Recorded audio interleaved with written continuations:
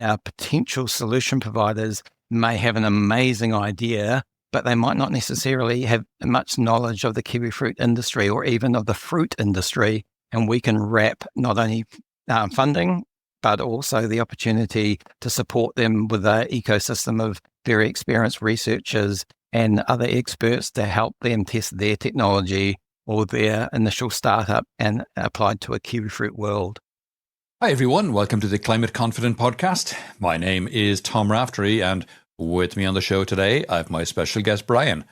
Bryan, welcome to the podcast. Would you like to introduce yourself? Thanks, Tom. And yeah, thanks for having me on the podcast. Really excited to be here. Yeah, my name's Bryan Parkes. I'm Head of Innovation Acceleration at Zespri. Some of your audience might not know what Zespri is, so maybe I should actually explain that one in a bit more detail. Zespri is a kiwifruit company. We are the largest marketer of kiwifruit in the world. We sell about 30% of the total volume of kiwifruit marketed around the world and sell across the country. We're based out of New Zealand, but we produce around the world from Japan, Korea, and up in Europe as well. And I invited you on the show today because you started something called the ZAG Innovation Fund. Yes. Tell me, A, what that is, and B, why it is. Yeah, well, Zespri actually does, other than just marketing a kiwifruit, we also do a lot of research on behalf of the entire kiwifruit industry in New Zealand and our growers around the world. So we look at new product development, like new cultivars, on-orchard technologies to improve efficiency and automate the processes, and then our end-to-end supply chain looking to make things more efficient. And we also look to offset risk associated with the growers with biosecurity and environmental risk and sustainability challenges. So what we have is we're looking at how we can stimulate that research. And the ZAG Fund is an innovation fund that we're looking to use as a bit of a red carpet to bring in new research providers and solution providers from around the world to work with us. Okay. And what's the climate challenge that Zespri saw coming down the track that led to the creation of the fund? Yeah, we are looking to become more resilient to adapting to climate change. This challenge to us being a natural product that's grown in that natural environment. And so any climate change will impact on our productivity and our future quality of our fruit. Our two biggest challenges that we're looking at is adaptation to climate change and then finding ways to mitigate that climate change. So what we're doing is using the ZAG Fund as a bit of a way to reach out to the innovation providers and solution providers from around the world to see if anyone is willing to work with us to provide solutions in that area.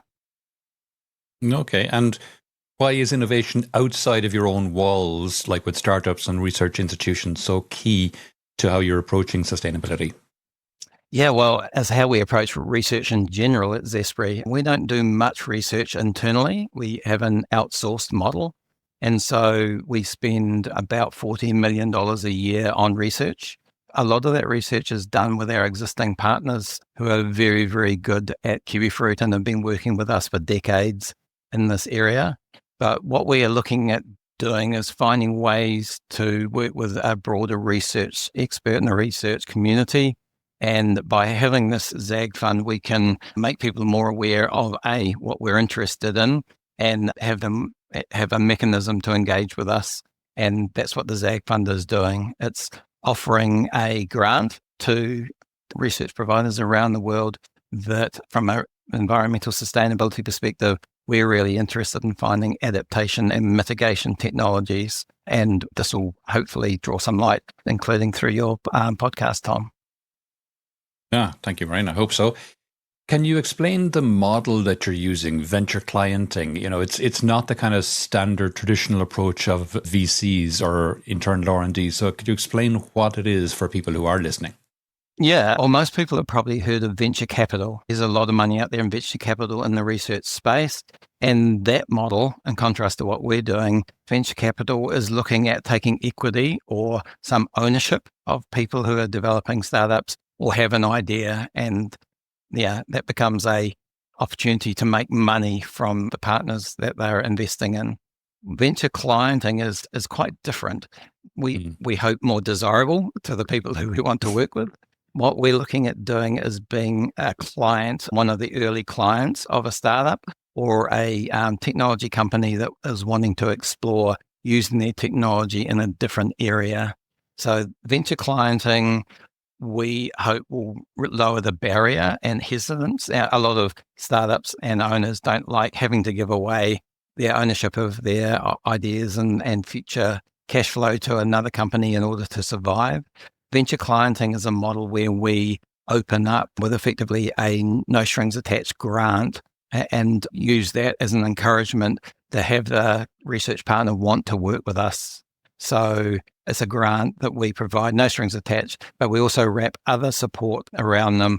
We've got some internal expertise in kiwifruit, as you might imagine, and our potential solution providers may have an amazing idea, but they might not necessarily have much knowledge of the kiwifruit industry or even of the fruit industry. And we can wrap not only funding, but also the opportunity to support them with an ecosystem of very experienced researchers and other experts to help them test their technology or their initial startup and apply to a kiwifruit world.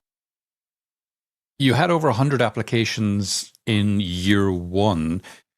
Talk to me a little bit about what kind of applications you got that were interesting, because you said some of the people who apply might not know much about kiwi fruit or might not even know much about fruit. So that might sound surprising to people listening. What kind of innovations were they bringing that they wouldn't know much about necessarily kiwi or fruit in general? Yeah, well, so we had 124 applications in the first year, which is really successful.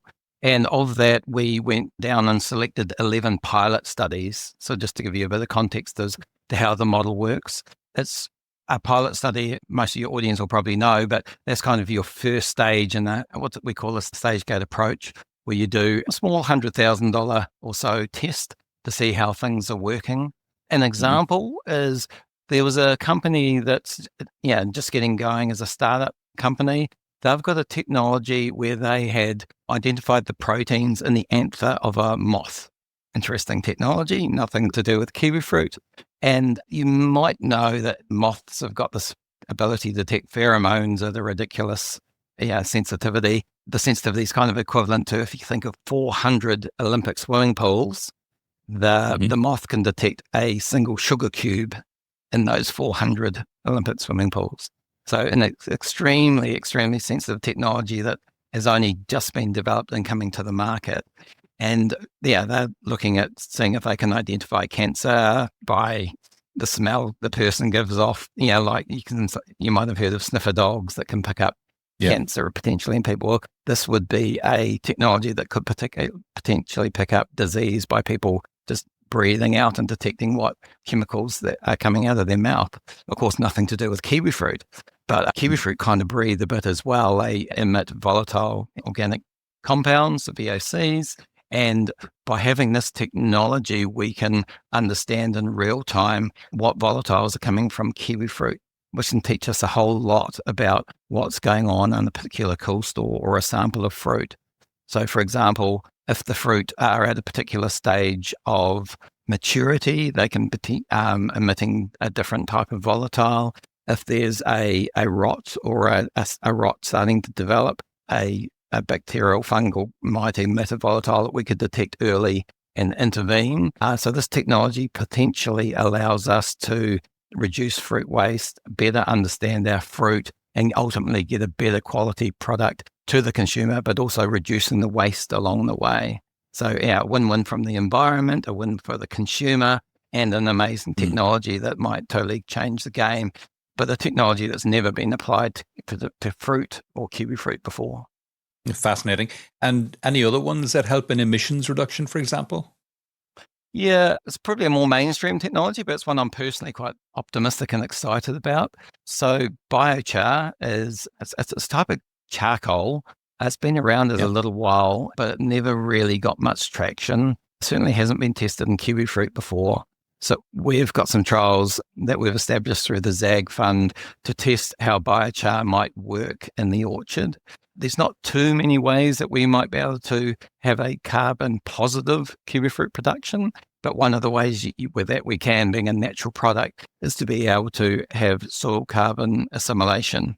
And by having the biochar, which is charcoal, but produced in a very a specific way, it means it will never break down the soil for thousands of years. And by accumulating that carbon in the soil, not only do we get that carbon assimilation, but we also potentially improve the quality of the soil through having it hold better moisture, having it hold onto the fertilizer and nutrients. So that's more slowly released to the kiwifruit. So quite an exciting option where we have a win-win for the environment, but a win for the productivity of the orchards, and then hopefully ultimately a win in the quality of the fruit that we deliver the consumer.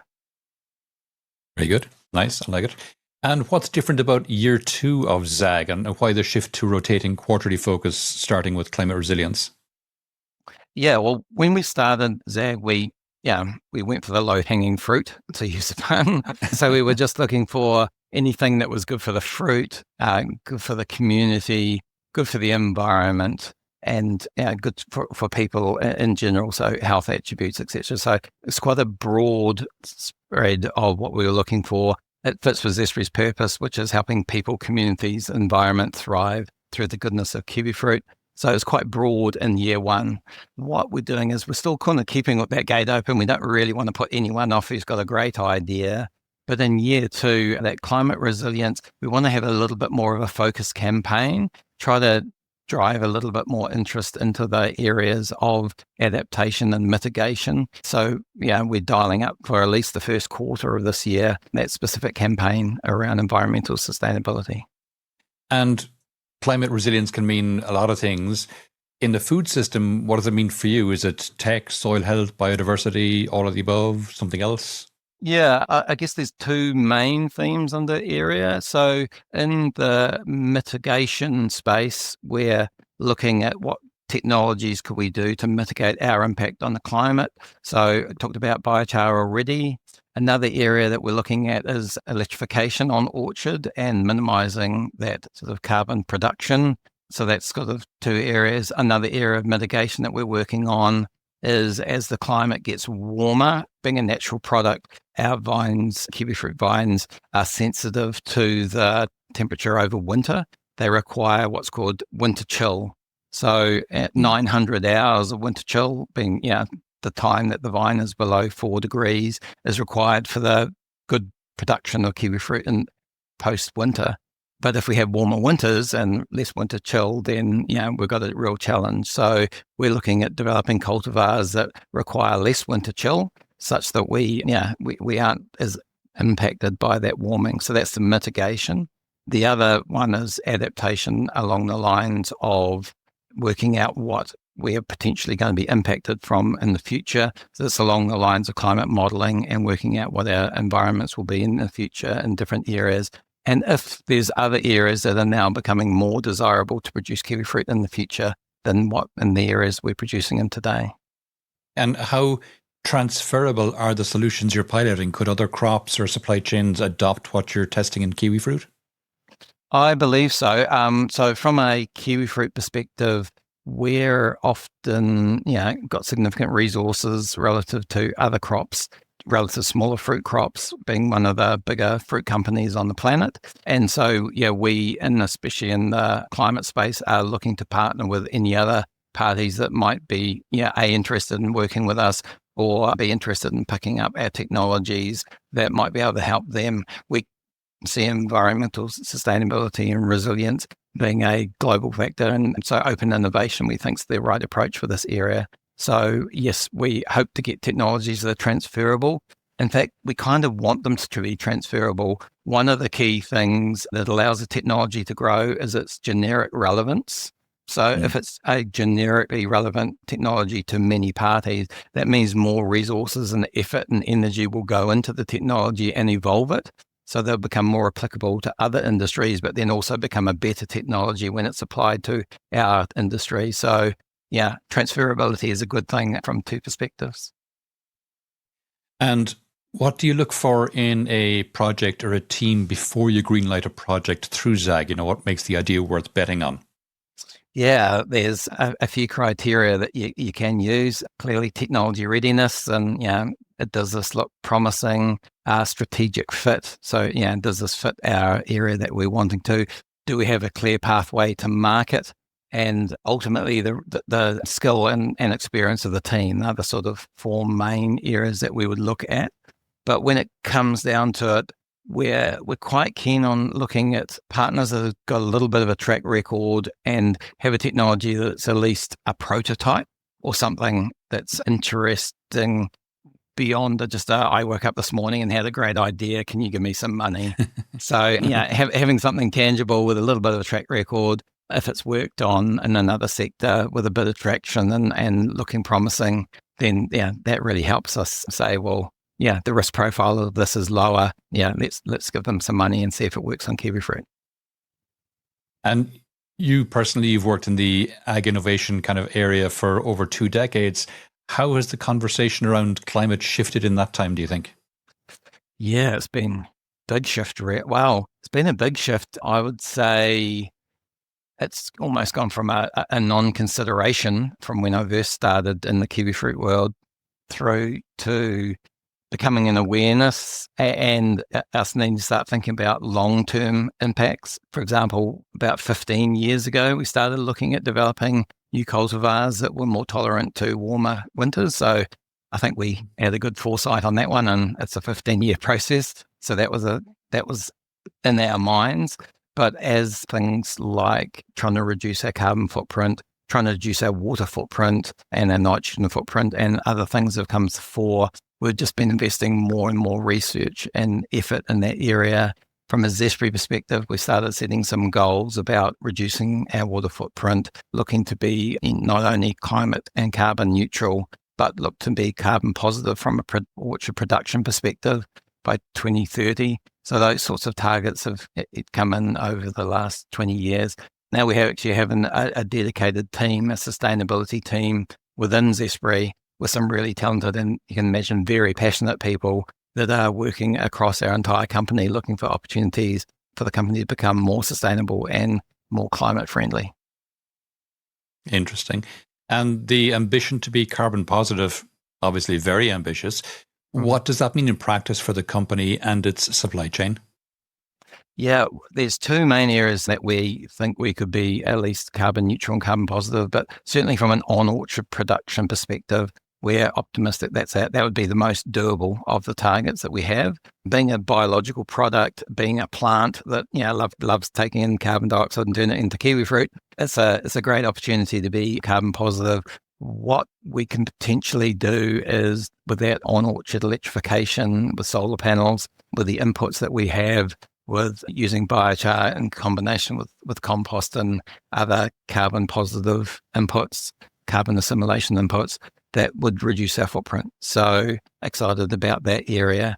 One of our other challenges from trying to be carbon positive is that we do ship our fruit. We don't air freight because that's a material impact and really, really hard to get your carbon footprint down when you're air freighting.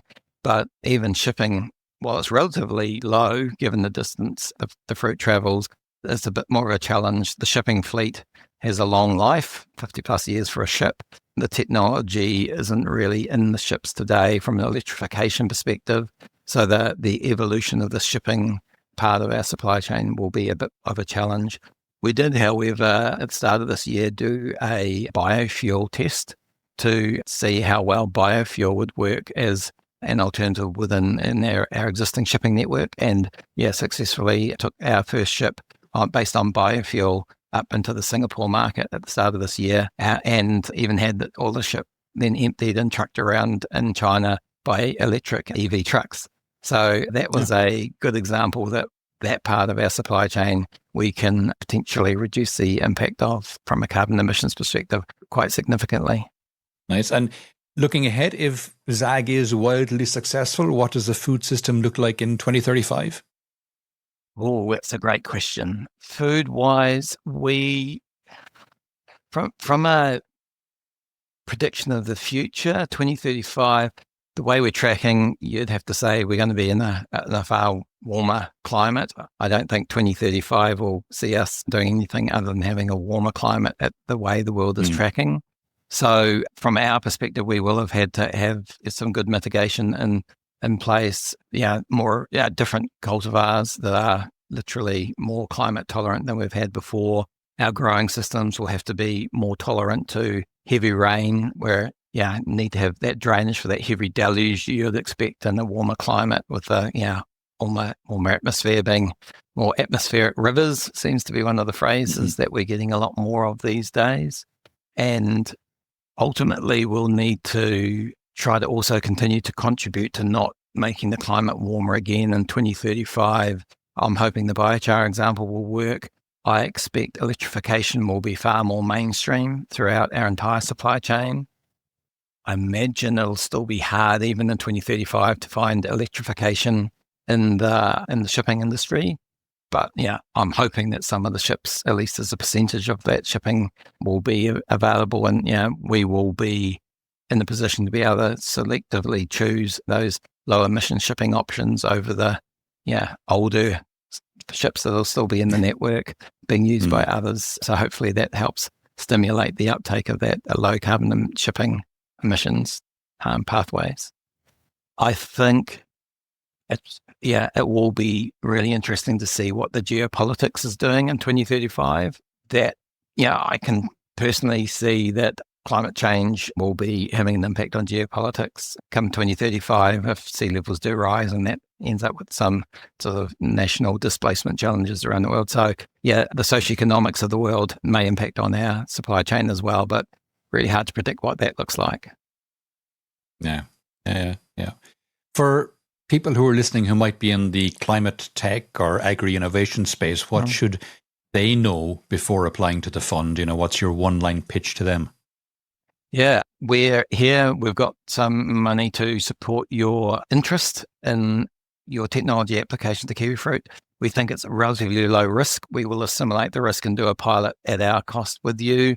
And we have some really talented people. We have an end-to-end value chain that can understand the impact of your technology from right down, starting from a genetics end right through to the consumer, to understand the value of your technology, and we can work with you to evolve it.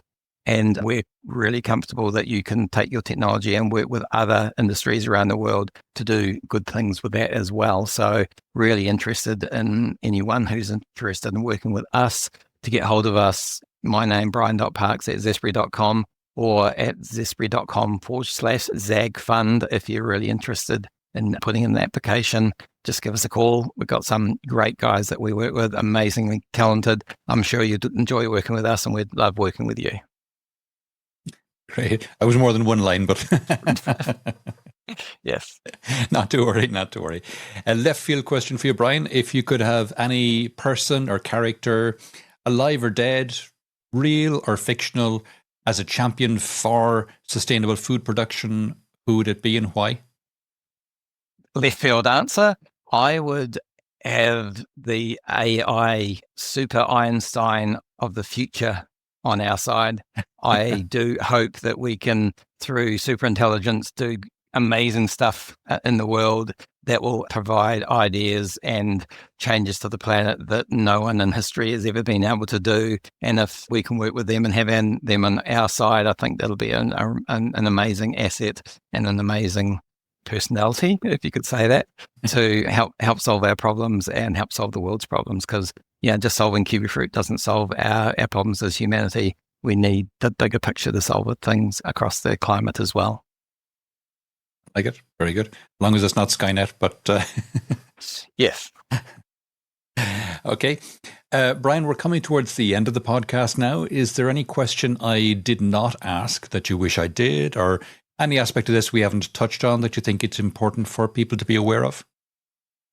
Yeah, good question. One of the interesting aspects of being good for people, community, and environment is the people side. We are reasonably lucky that kiwifruit's a biological natural product. So, we can do some good for the environment, although we're exposed to the environment. but we can also do some good for the people around the world with a natural, amazingly high nutrient density fruit. We're finding some amazing attributes of the fruit around cognitive abilities, from a concentration perspective of what vitamin C can do for you, and the high fiber for gut health. It's just an amazing product. And working with us, and not just in the climate resilience, but in other areas in the kiwifruit world, it will be good for the planet and the people. So really excited that people would be interested in working with us on any other area as well as in the climate space. Fantastic. And Bryan, you've given already some of the contact details, but again, just if anyone would like to know more about yourself or any of the things we discussed in the podcast, where would you have me direct them? Zespri.com/ZAG Fund, and you'll be able to contact us through there. Okay, and I'll put those links that you mentioned as well in the show notes so everyone has access to them. So fantastic. Bryan, that's been really interesting. Thanks a million for coming on the podcast today. Thanks for your time, Tom. It's been great to talk to you, and great to be able to engage with your very large audience.